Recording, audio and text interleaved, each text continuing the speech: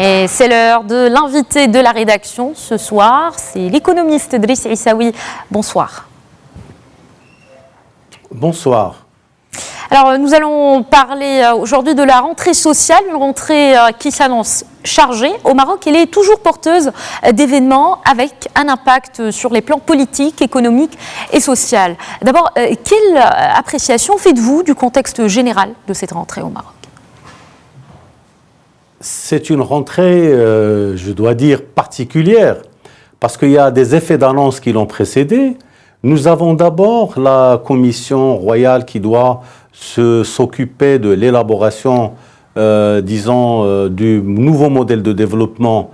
Et ça a été annoncé par le roi Mohamed VI. Et justement, on attend la nomination des membres de cette commission. C'est très important parce qu'il y a beaucoup de choses, beaucoup de travaux qui ont été avancés dans ce sens-là. Et très probablement, cette commission prendra les choses en main avec une mission très précise, datée dans le temps et qui devra remettre une copie pour pouvoir justement agréger toutes les réflexions, toutes les aspirations qui tournent autour de ce nouveau modèle de développement, comme l'a souhaité le roi Mohamed VI. Il y a un deuxième niveau, celui de la, disons, parce que dans son discours de l'affaire du trône, le roi avait demandé au chef du gouvernement de revoir l'architecture gouvernementale et certainement, il lui a même demandé de réfléchir comment injecter du sang nouveau dans les grandes structures de l'État en proposant de nouvelles compétences, mais surtout avec une réflexion particulière sur l'architecture gouvernementale. De ce qui a fuité depuis ce moment, on sait que le chef du gouvernement est fermement décidé à présenter, d'ailleurs je pense qu'une première proposition a été envoyée au roi Mohamed VI.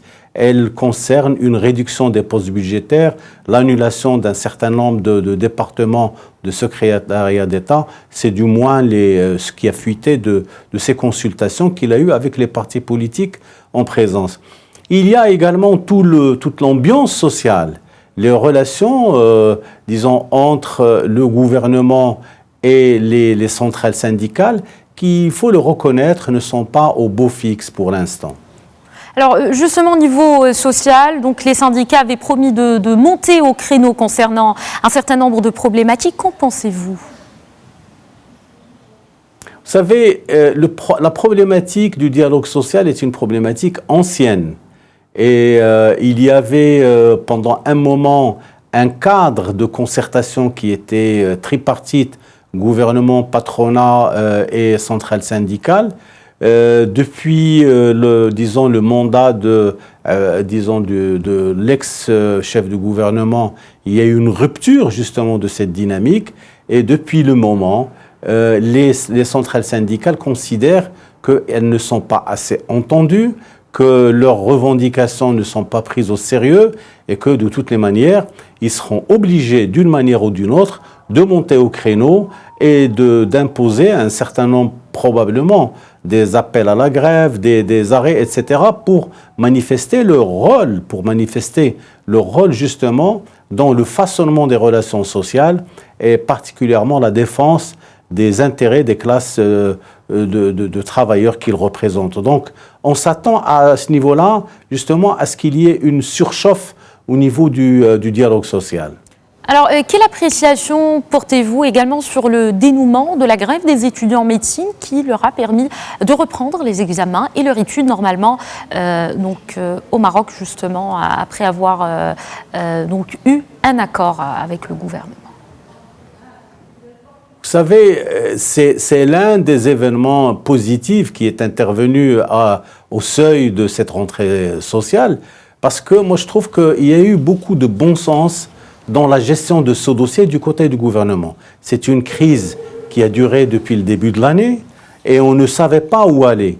Et finalement, je pense que le dialogue direct, que le dialogue dans le bon sens qui s'est installé entre les représentants des étudiants a pu, au final, arriver à un accord qui permet aux étudiants d'abord de reprendre les examens parce qu'ils avaient refusé de les passer, de faire des cours de rattrapage et également, bon, ça aura un impact sur la rentrée elle-même parce que la rentrée sociale ne sera, disons, la rentrée universitaire, particulièrement au niveau de la médecine, il y aura un impact en termes de glissement du calendrier de la rentrée. Mais de toutes les manières, moi je pense que c'est l'une des choses les plus positives qu'on a pu voir, disons, durant la phase des vacances et surtout à la veille de la rentrée. Et ça, c'est une bonne nouvelle. Alors, sur le plan économique, maintenant, tous les regards des opérateurs économiques, dont la CGEM, sont portés sur les changements qui devront encadrer le prochain projet de loi de finances. Qu'en est-il concrètement ? Aujourd'hui, il faut dire que déjà, il y a une note de cadrage du chef du gouvernement qui a été envoyée à tous les ministres, mais particulièrement au ministre des Finances, pour préparer cette loi de finances. Il y a des objectifs assez ambitieux en termes de taux de croissance, mais pas comme on voudrait le voir.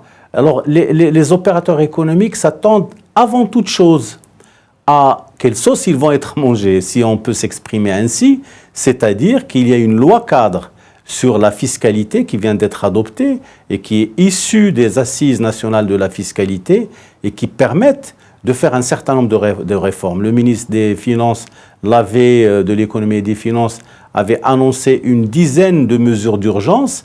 Mais la loi cadre est passée parce que c'est une loi qui permet disons, de sanctuariser un certain nombre de principes d'égalité, de transparence, surtout d'allègement de la fiscalité sur les entreprises productives.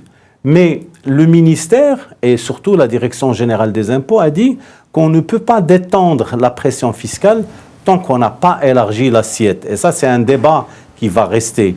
Maintenant, les premières mesures qui seront mises dans le projet de loi de finances vont aller dans ce sens-là, en application justement de cette loi cadre qui a été récemment adoptée par le gouvernement et au niveau du Parlement également. Merci beaucoup, Driss Issaoui, pour cet éclairage.